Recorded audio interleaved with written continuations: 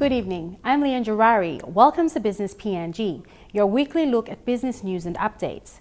Following the outbreak of the cocoa pod borer disease in 2006, production of cocoa in the East New Britain province declined. The annual production fell by 20,000 tons per annum, and the industry took a while to recover.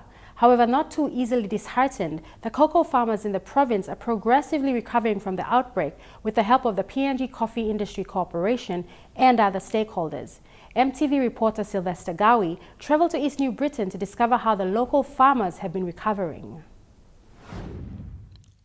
The cocoa industry in the East New Britain province of Papua New Guinea is slowly re-establishing itself after the destruction by the cocoa pod borer disease. The disease has not only affected the quality of cocoa beans, but also the production and the lives of the farmers. Many plantations were left unattended for years after farmers lost hope. CPB no income more money have hook lo light roll na cacao and production and very high. East New Britain province used to be one of the biggest cocoa producers in Papua New Guinea. The inland binding area is one region that contributes the highest quality and quantity of beans of cocoa for export. In the last 4 decades, it has been exporting over 25 tons of cocoa annually. Over those years, prices remained steady and the industry flourished. Mibla the highest leading LLG lo produce cacao in Charlotte province na maybe Papua New Guinea too. Suppose to record you right.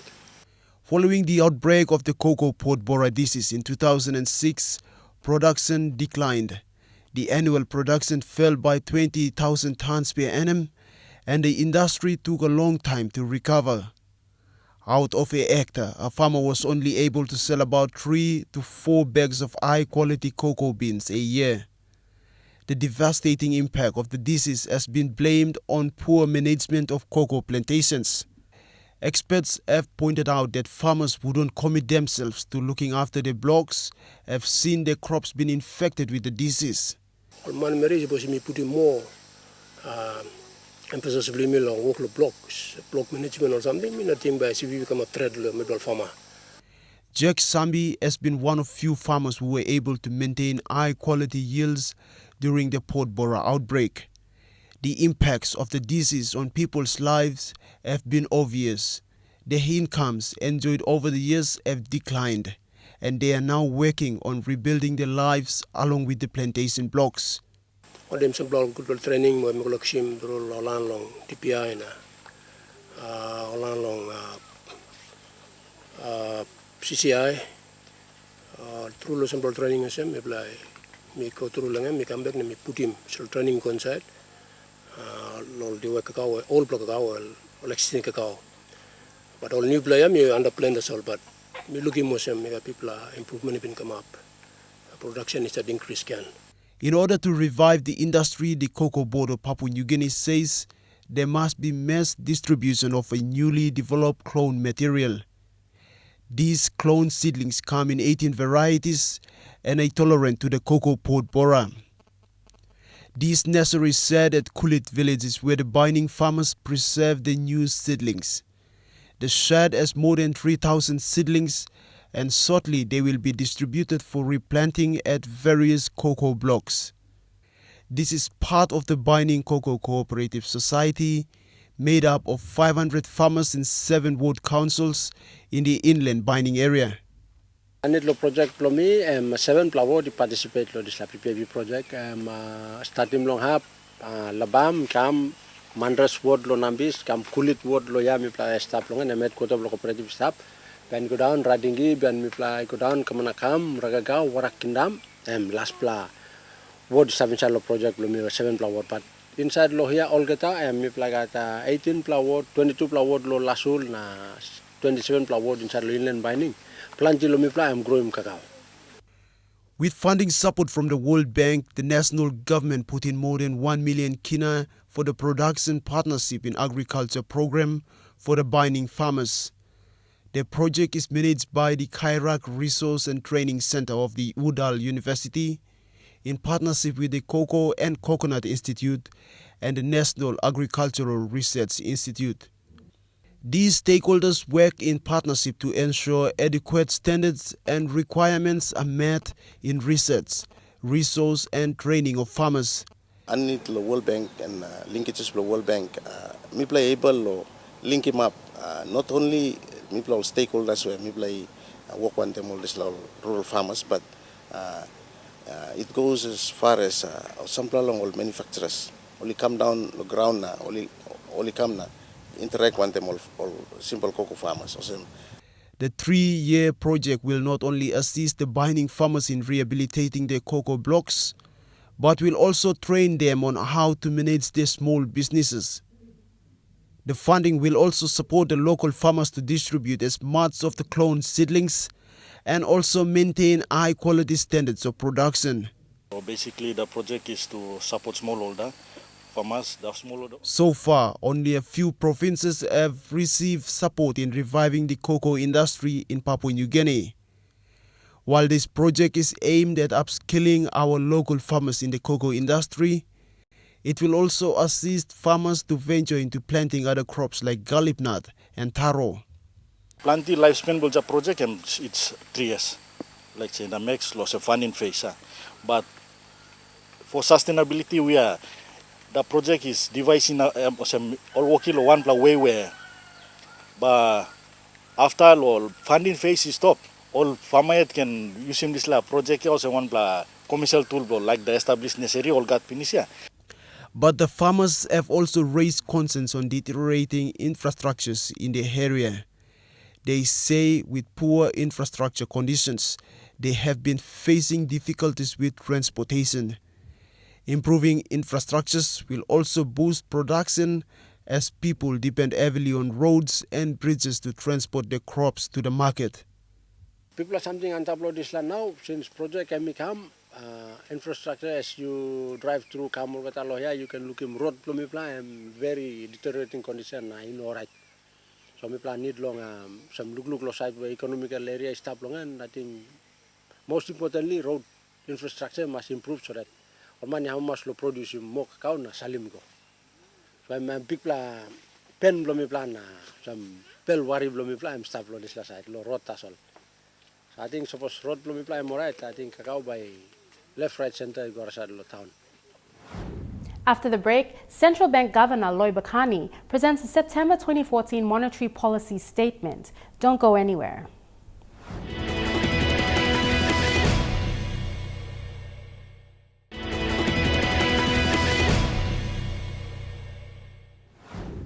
The Bank of Papua New Guinea has recorded a budget deficit of over 275.5 million kina in its September monetary statement as a result of the government's expenditure on the construction phase of the PNG LNG project in the last 2 years.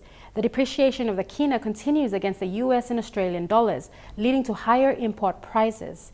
EMTV reporter Tekla Gunga with more.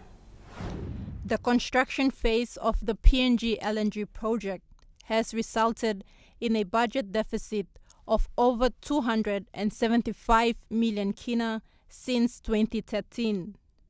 According to the September monetary policy statement that was presented by the governor of the Bank of Papua New Guinea, Loy Bakani, the overall balance of payment recorded for the first 6 months this year was 16 million kina deficit.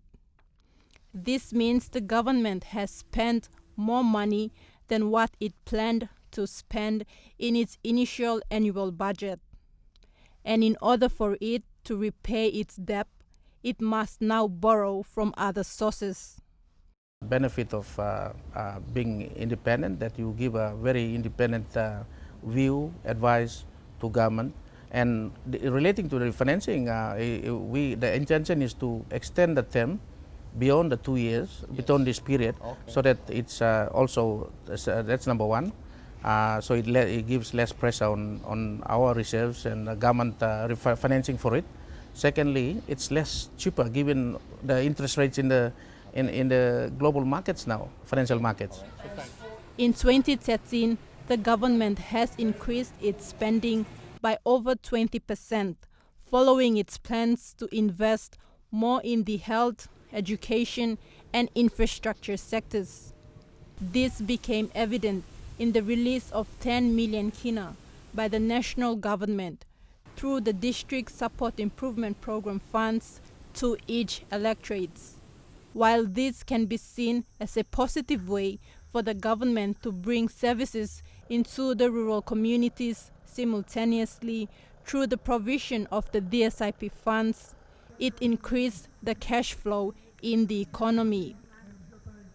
With the additional 890 million kina pumped into its economy since 2013, the figures doubled again in 2014 with the second release of the DSIP funds. But too much money in the economy may not be healthy for a developing nation. Misnomer really it does not meet what trickles down to the a little person. That's what they look for, and that's a big challenge for government or any government at all, is to how the 21% pick up in economy or growth in the economy is going down, trickling down to the little people, and really depends on the government policies. And as I said earlier, I reiterate again, the channel of how the government has framed these policies is a good one. And one, building infrastructure is one way in the rural areas, trickles down, it benefits the business, the agriculture, the market, people traveling to town and all that. Secondly, through the 10 million annual funding of projects in the districts. So there's on a broader, a wider scale, good intention, good policy of government to try and tend to this issue of trickling down effect of the 2014 government budget has reflected a similar portion in the distribution of funds to the government's key priority areas.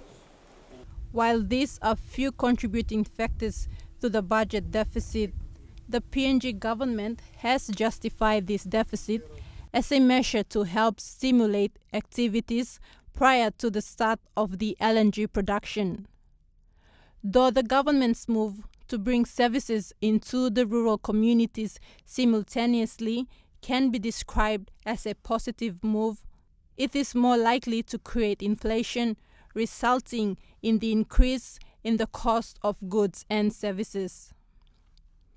This inflation is a result of the high imports coming into the country, based on consecutive increase in the headline consumer price index. The Bank of Papua New Guinea has observed an outcome of 5.1% in June based on the revised CPI basket. The second factor was the persistent level of high demand and subsequent depreciation.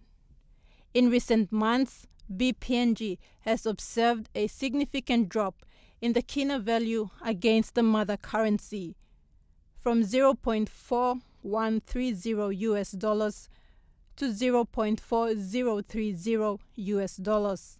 Basically, what all these export that we exporting every week coming out from the LNG, the proceeds from those exports are put away by the lenders.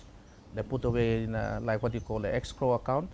Those what the lenders need to have comfort in is that the project is able to operate efficiently the way it's intended to, so that when it's gone into full production or when it's operational, then they will be able to get the repayment back.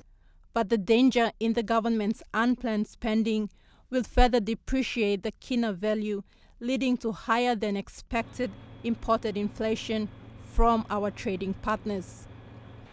Most service providers and manufacturers, despite feeling the pinch of imported inflation, are not passing the cost burden onto the consumers as yet.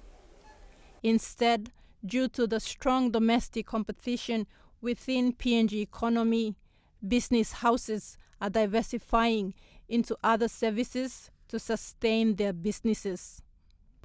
But the problem has only begun. From budget deficit to increase in inflation rate, the value of PNG kina is depreciating both against the US and Australian dollars in the interbank market. PNG kina is losing its value through the increase in imports, while the US and Australian dollars are appreciating against the Chinese yuan. Though the depreciation may disadvantage exporters, macroeconomic stability is of paramount importance to BPNG. Then ourselves and Treasury have been working on estimates. So upgrading this year from 5.4% to 6% is to take account of the early commencement of production and export by the LNG, and that's it. It's not. It's still taking into account some high pickup in government expenditure, that especially on infrastructure, that stimulates the other sectors of the economy. But with the increase in government spending and inflation rate, and the kina value depreciating against major currencies, BPNG is now concerned about the increase in government spending. With the imports in increase for mainly oil and gas sector, other sectors like agriculture or fisheries are most likely to be affected, especially with the depreciation of the value of kina. Some of these suggestions presented by BPNG involves the building of strategic infrastructure like highways to enhance the development of agriculture sector and businesses. The agriculture sector should be developed using new technological innovations and downstream processing and food production. This, they believe, will broaden the export base to build PNG's resilience to withstand mainly the instability in export earnings. Coming up on the show, another edition of Game Changers. Stay with us.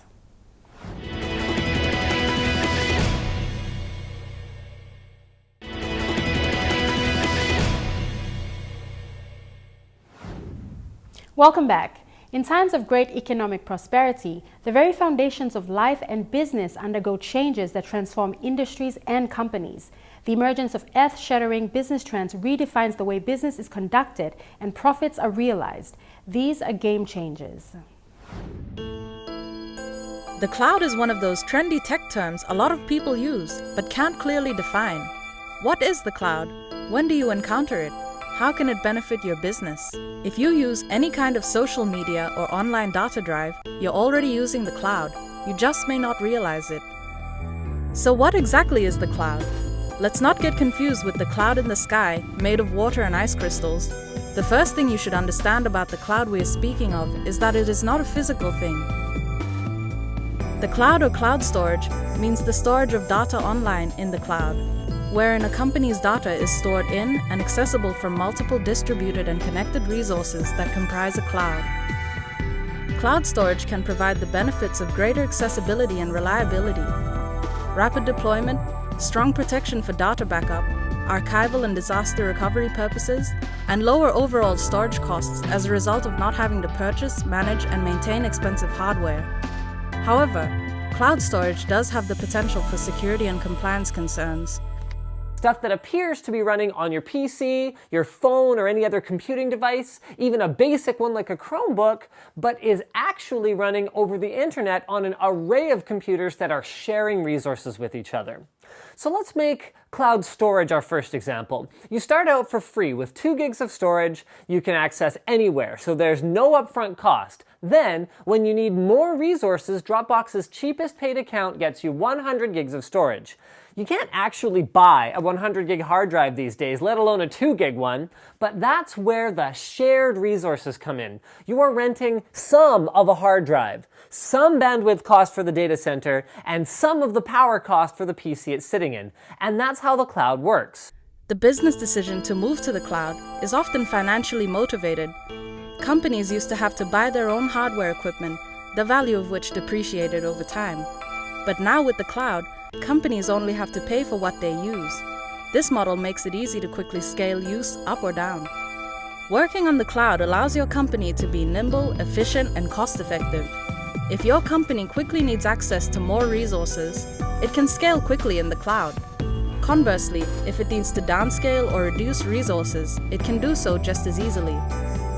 Because of this scalability, the cloud's elasticity is often compared to that of a rubber band. And that's the end of our show. For more information, be sure to visit MTV online. That's mtv.com.pg/business. Or to join the conversation, follow us on Twitter at Business PNG using the hashtag Business PNG. Until next week, have a pleasant evening. I'm Leanne Girari, and this is Business PNG.